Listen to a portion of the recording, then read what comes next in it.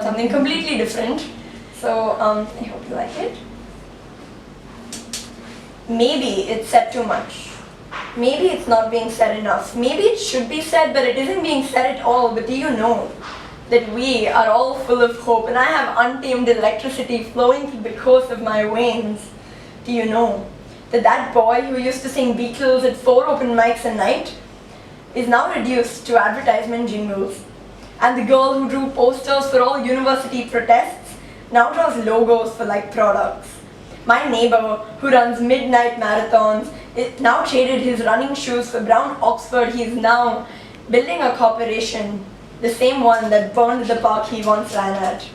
Public defenders destroying people they swore to protect. The girl who makes everyone laugh now sells edited jokes through a magazine. And the boy who can capture the warmth of the sun in a photograph now takes pictures of shoes for a catalogue. So have you forgotten who you are? You are the dandelion. You are the dandelion that flew to the other side of the world. You are the dandelion that conquered all 7 seas. You are the smile on a child's face when he looks at the magician. You are the magic. And you can change the world. What happened to you?